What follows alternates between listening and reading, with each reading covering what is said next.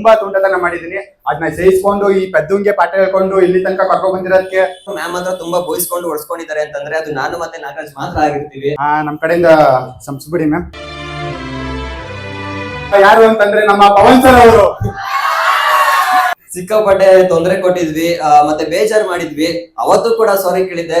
ಆ ಮನಸ್ತಾಪ ಕೆಟ್ಟ ಮೆಮೊರಿಗಳನ್ನೆಲ್ಲ ಇಲ್ಲೇ ಬಿಟ್ಟು ಒಂದೊಳ್ಳೆ ಮೆಮೊರಿಗಳನ್ನ ಆಚೆ ತಗೊಂಡ್ ಹೋಗೋಣ. ಇವಾಗ ಹೆಂಗ್ ಖುಷಿಯಾಗಿದೀವೋ ಹಾಗೆ ಮುಂದೆನೂ ಖುಷಿಯಾಗಿರೋಣ. ನನ್ ಬಗ್ಗೆ ಮತ್ತೆ ನಾಗರಾಜ್ ಬಗ್ಗೆ ಜಾಸ್ತಿ ಏನು ಇಂಟ್ರೊಡಕ್ಷನ್ ಬೇಡ ಅಂತ ಅನ್ಸುತ್ತೆ. ಬಿಕಾಸ್ ನಿಮ್ಮೆಲ್ಲರಿಗೂ ನಾವ್ ಯಾರು, ನಾವ್ ಹೆಂಗೆ ಅಂತ ಎಲ್ಲರಿಗೂ ಗೊತ್ತೇ ಇದೆ. ನನ್ ಕಡೆಯಿಂದನೂ ಎಲ್ಲರಿಗೂ ನಮಸ್ಕಾರ. ಹಾಗೆ ನಿಮ್ಗೆಲ್ಲರಿಗೂ ನನ್ಗೆ ಗೊತ್ತಿಲ್ದಿರೋ ಒಂದು ವಿಷಯನ ಹೇಳ್ತೀನಿ, ಯಾರು ನಗಿಬಾರ್ದು. ನನ್ನ ಅಫಿಷಿಯಲ್ ಆಗಿ ಒಬ್ಬ ತೊದ್ಲ. ನನ್ ಮಾತಿಂದ ಏನಾದ್ರು ಬೇಜಾರಾದ್ರೆ ದಯವಿಟ್ಟು ಕ್ಷಮಿಸಿ. ಇದೇ 3 ವರ್ಷದಿಂದ ನಾನು ಇಲ್ಲಿ ನಿಂತ್ಕೊಂಡು ಮಿಸ್ಟರ್ ಫ್ರೆಶರ್ ಅನ್ನೋ ಒಂದು ಅವಾರ್ಡ್ ನ ತಗೋಬೇಕಾದಾಗ ಆಗ್ತಿದಂತ ಖುಷಿ, ಇವತ್ತು ಆ ಖುಷಿ ನನ್ಗೆ ಇಲ್ಲಿಂದ ಹೋಗ್ಬೇಕಲ್ಲ ಅನ್ನೋ ಆ ಖುಷಿ ಇಲ್ಲ ನನ್ಗೆ. ನಾನು ಸೇರ್ಕೊಂಡಾಗಿಂದ ಇಲ್ಲಿ ಓದೋ ವಿಷಯದಲ್ಲಿ ಏನ್ ಕಲ್ತಿದ್ದೀನೋ ನನ್ಗಂತೂ ಗೊತ್ತಿಲ್ಲ. ಆದ್ರೆ ತಾಳ್ಮೆ, ಶಿಸ್ತು ಅನ್ನೋ ವಿಷಯದಲ್ಲಿ ಒಬ್ರು ವ್ಯಕ್ತಿನ ನೋಡಿ ಕಲ್ತಿದ್ದೀನಿ. ಆ ವ್ಯಕ್ತಿ ಬೇರೆ ಯಾರು ಅಲ್ಲ, ನಮ್ಮ ಪ್ರೀತಿ ಅಜೆಪಿ ಸರ್ ಅವರು. ಹಾಗೆ ನಾವೇನೇ ಸಹಾಯ ಕೇಳಿದ್ರು ಕೂಡ ಒಂದು ಒಳ್ಳೆ ಮಾರ್ಗದರ್ಶನವಾಗಿ ನಮ್ಗೆ ಸಹಾಯ ಮಾಡಿದ್ದಾರೆ. ಇವ್ರ ಬಗ್ಗೆ ಎಷ್ಟೇ ಹೇಳಿದ್ರು ತುಂಬಾ ಕಡಿಮೆ ಆಗುತ್ತೆ.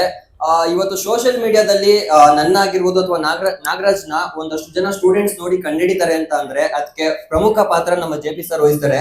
ಯಾಕೆ ಅಂತ ಅಂದ್ರೆ ನಾವು ಜೈನ್ ಡಿಗ್ರಿ ಕಾಲೇಜ್ ಜಾಯ್ನ್ ಆಗ್ಬೇಕಾದ್ರೆ ಫಸ್ಟ್ ಇಯರ್ ಅಲ್ಲಿ ಇರ್ಬೇಕಾದ್ರೆ ನಾನು ಸರ್ ಹತ್ರ ಕೇಳಿದ್ದೆ, ಸರ್ ಈ ತರ ಯೂನಿಫಾರ್ಮ್ ಹಾಕೊಂಡು ಮತ್ತೆ ಕಾಲೇಜಲ್ಲಿ ಸ್ವಲ್ಪ ರೀಲ್ಸ್ ಮಾಡೋಣ ಅಂತ ಅನ್ಕೊಂಡಿದೀನಿ, ಪರ್ಮಿಷನ್ ಇದೆಯಾ ಅಂತ. ಸರ್ ಅವತ್ತು ನಮ್ನ ನಂಬಿ ಇದುವರೆಗೂ ಕೂಡ ನಮ್ಮ ಬೆಂಬಲವಾಗಿ ನಿಂತಿದ್ದಾರೆ. ಅದಕ್ಕೆ ಎಷ್ಟು ಧನ್ಯವಾದ ಹೇಳಿದ್ರು ಸಾಲೋದಿಲ್ಲ.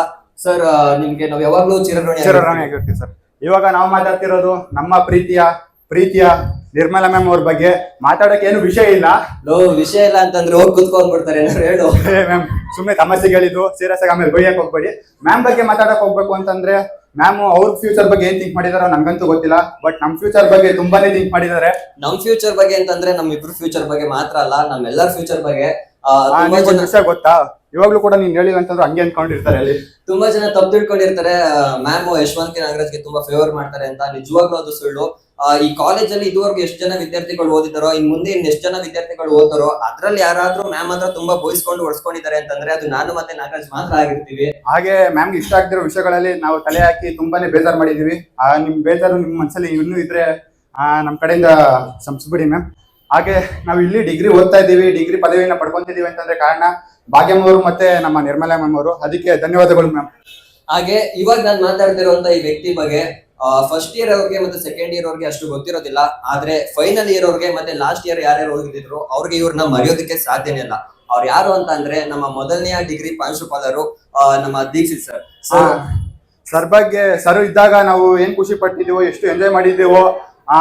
ಸರ್ ಹೋದ್ಮೇಲೆ ನಾವು ತುಂಬಾನೇ ಮಿಸ್ ಮಾಡ್ಕೊಂತಿದ್ವಿ. ಅಷ್ಟು ಪ್ರೋಗ್ರಾಮ್ಗಳನ್ನ ನಾವು ಅಟೆಂಡ್ ಮಾಡಿಲ್ಲ, ಪ್ರೋಗ್ರಾಮ್ ಕೂಡ ಮಾಡಿಲ್ಲ. ತುಂಬಾನೇ ಮಿಸ್ ಮಾಡ್ಕೊಂತಿದ್ವಿ. ಸರ್ ಇವಾಗ ಬರ್ಬೇಕಾಯ್ತು, ಇನ್ನೂ ಬಂದಿಲ್ಲ. Love you sir. ಇನ್ನ ನಮ್ಮ ಮೇಘರಾಜ್ ಸರ್ ಬಗ್ಗೆ ಹೇಳ್ಬೇಕು ಅಂತಂದ್ರೆ ಪಾಪ ಅವ್ರು ಮಾತೇ ಆಡಲ್ಲ. ಇವರು ಮಾತೇ ನಿಲ್ಸಲ್ಲ. ಯಾರು ಅಂತಂದ್ರೆ ನಮ್ಮ ಪವನ್ ಸರ್ ಅವರು. ಜೋಕ್ಸ್ ಅಪಾರ್ಟ್, ನಿಜವಾಗ್ಲೂ ಹೇಳ್ಬೇಕು ಅಂತಂದ್ರೆ ತುಂಬಾ ವಿಷಯಗಳ ಬಗ್ಗೆ ತಿಳಿದಿರುವಂತ ವ್ಯಕ್ತಿ, ತುಂಬಾ ಜ್ಞಾನ ಇಟ್ಕೊಂಡಿರುವಂತ ವ್ಯಕ್ತಿ. ನನ್ಗೇನು ಗೊತ್ತಿಲ್ಲ, ತುಂಬಾ ಸಿಂಪಲ್ ಆಗಿರುವಂತವ್ರು ಯಾರು ನಮ್ಮ ಕಾಲೇಜಲ್ಲಿ ಇದಾರೆ ಅಂತಂದ್ರೆ ಅದು ಮೇಘರಾಜ್ ಸರ್ ಅಂತಾನೆ ಹೇಳ್ಬೋದು. ಪವನ್ ಸರ್ ಬಗ್ಗೆ ಮಾತಾಡೋಕ್ಕಿಂತ ಮುಂಚೆ ನಾನು ಫಸ್ಟ್ ಅವ್ರಿಗೆ ಸಮಯನ ಕೇಳ್ತೀನಿ. ಯಾಕಂತಂದ್ರೆ ಈ ತರ ಪ್ರೋಗ್ರಾಮ್ಗಳು ಮಾಡುವಾಗ ಕನ್ನಡದ ವಿಚಾರವಾಗಿ ನಾನು ಮತ್ತೆ ಸರ್ ತುಂಬಾನೇ ಮನಸ್ತಾಪಗಳನ್ನ ಹೊಂದಿದ್ವಿ. ದಯವಿಟ್ಟು ಸಮಯ ಇರಲಿ ಸರ್. ಹಾಗೆ ನಾವು ಖುಷಿಯಾಗಿ ಡಿಗ್ರಿನ ಇಲ್ಲಿ ತನಕ ಬಂದು ಪದವಿನ ಪಡ್ಕೋಬೇಕು ಅಂತಂದ್ರೆ ನಿಮ್ದು ಕೂಡ ಒಂದು ಒಳ್ಳೆಯ ಬಹುಪಾತ್ರ ಇದೆ. ಧನ್ಯವಾದಗಳು ಸರ್. ಹಾಗೆ ಈ ವ್ಯಕ್ತಿ ನಮ್ ಕಾಲೇಜಿಗೆ ಬಂದು ತುಂಬಾ ಕಡಿಮೆ ದಿನ ಆಗಿದ್ರು ಕೂಡ ಎಲ್ಲರ ಮನಸ್ಸನ್ನು ಗೆದ್ದಿದ್ದಾರೆ. ಅದ್ರಲ್ಲೂ ನಮ್ಮ BCA ಸ್ಟೂಡೆಂಟ್ಸ್ಗೆ ಕ್ಲಾಸ್ ಟೀಚರ್ ಅಂತಾನೆ ಹೇಳ್ಬೋದು. ಅವ್ರು ಬೇರೆ ಯಾರು ಅಲ್ಲ, ನಮ್ಮ ದೀಪ್ತಿ ಮ್ಯಾಮ್. ಇವ್ರು ಬಂದಂತ ವಸ್ತ್ರಲ್ಲಿ ನನ್ ಪಾಪ ಇವ್ರಿಗೆ ನೀವ್ ಮಾತ್ರ ಅಲ್ಲಪ್ಪ, ನಾನು ಇದ್ದೀನಿ ಅದರಲ್ಲಿ. ಮ್ಯಾಮ್ ಸಿಕ್ಕಾಪಟ್ಟೆ ತೊಂದರೆ ಕೊಟ್ಟಿದ್ವಿ, ಮತ್ತೆ ಬೇಜಾರ್ ಮಾಡಿದ್ವಿ. ಅವತ್ತು ಕೂಡ ಸಾರಿ ಕೇಳಿದ್ದೆ. ಬಟ್ ಆ ವಿಷಯ ನನ್ ಮನ್ಸಲ್ಲಿ ಇಟ್ಕೊಂಡು ತುಂಬಾ ಕೊರಗ್ತಾ ಇದ್ದೆ. ಅವತ್ತು ಆ ರೀತಿ ಮಾಡ್ಬಾರ್ದಿತ್ತು ಅಂತ. ಇವಾಗ ಅದು ಸರಿಯಾದ ಸಮಯ ಅಂತ ಅನ್ಸುತ್ತೆ ಮ್ಯಾಮ್ ಹತ್ರ ಸಾರಿ ಕೇಳೋದಕ್ಕೆ. ಮ್ಯಾಮ್ ಅವತ್ತಿದು ನಮ್ಮಿಂದ ಏನಾದ್ರು ಬೇಜಾರಾಗಿದ್ರೆ ದಯವಿಟ್ಟು ಕ್ಷಮೆ ಇರ್ಲಿ ಮ್ಯಾಮ್. ಇವಾಗ ಇಲ್ಲಪ್ಪ ನಮ್ಮ ಮ್ಯಾಮ್ ಇದು ಚೈತ್ರ ಮ್ಯಾಮ್ ಅವ್ರಿಗೆ ಇದೇನ್ ಕೇಳ್ತಿದೀನಿ ಅಂತಂದ್ರೆ, ನಾನು ಕ್ಲಾಸ್ಗಳಲ್ಲಿ ಒಂದಷ್ಟು ತುಂಟತನ ಮಾಡ್ತೀನಿ. ಆದ್ರೆ ಯಥೇಚ್ಛವಾಗಿ ನಮ್ಮ ಚೈತ್ರ ಮ್ಯಾಮ್ ಅವ್ರ ಕ್ಲಾಸ್ ಅಲ್ಲಿ ತುಂಬಾ ತುಂಟತನ ಮಾಡಿದೀನಿ. ಅದನ್ನ ಸಹಿಸ್ಕೊಂಡು ಈ ಪೆದ್ದುಂಗೆ ಪಾಠ ಹೇಳ್ಕೊಂಡು ಇಲ್ಲಿ ತನಕ ಕರ್ಕೊಂಡ್ ಬಂದಿರೋದಕ್ಕೆ ಧನ್ಯವಾದಗಳು ಮ್ಯಾಮ್. ಹಾಗೆ ನನ್ನ ತುಂಟತನ ಮತ್ತು ಕಾಮಿಡಿ ಪದಗಳಿಂದ ನಿಮ್ಗೆ ಏನಾದ್ರು ಮನಸ್ಸಿಗೆ ಬೇಜಾರಾಗಿದ್ರೆ ದಯವಿಟ್ಟು ಸಮಯ ಇರಲಿ. ಹಾಗೆ ನಮ್ಮ ಜೈನ್ ಸಿಬ್ಬಂದಿ ವರ್ಗದವರೆಗೂ ಕೂಡ ನಮ್ಮನ್ನ ಇಷ್ಟು ದಿನ ಇಷ್ಟೊಂದು ಚೆನ್ನಾಗಿ ನೋಡ್ಕೊಂಡಿರೋದಕ್ಕೆ ತಮ್ಮೆಲ್ರಿಗೂ ನಮ್ಮ ತುಂಬು ಹೃದಯದ ಧನ್ಯವಾದಗಳು. ನಮ್ಮಿಂದ ಏನಾದ್ರು ಮನಸ್ತಾಪ ಬೇಜಾರಾಗಿದ್ರೆ ದಯವಿಟ್ಟು ಸಮಯ ಇರಲಿ ಎಲ್ಲರಿಗೂ ಕೂಡ. ಹಾಗೆ JP ಸರ್ ಅವ್ರ ಹತ್ರ ನಾನು ಇನ್ನೊಂದು ಸಣ್ಣ ಕೋರಿಕೆ, ಇದನ್ನ ನೆರವೇರಿಸ್ತೀರಾ ಅಂತ ಅನ್ಕೊಂಡಿದೀನಿ ಸರ್. ಸರ್, ಇನ್ ಮುಂದೆ ನಾವು ಕಾಲೇಜಲ್ಲಿ ಇರೋದಿಲ್ಲ.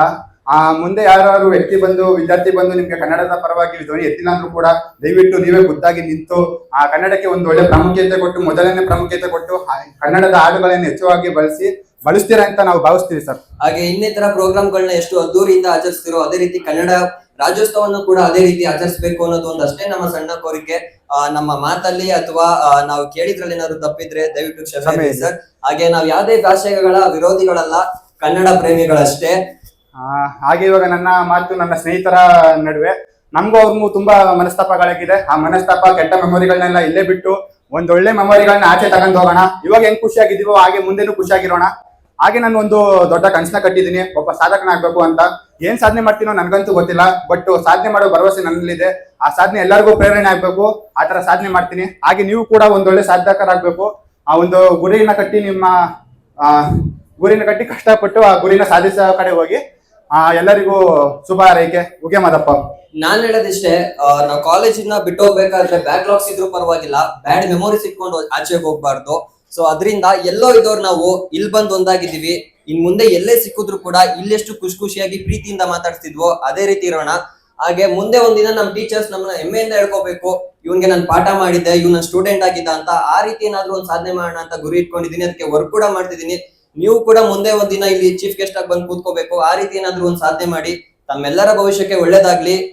ನಮ್ಮ ಈ ಕೆಟ್ಟ ಭಾಷಣ ಇಷ್ಟೊತ್ತವರೆಗೂ ಸಮಾಧಾನದಿಂದ ಕೇಳಿದ್ಕೆ ತಮ್ಮೆಲ್ರಿಗೂ ಧನ್ಯವಾದಗಳು. ಧನ್ಯವಾದಗಳು ಸರ್.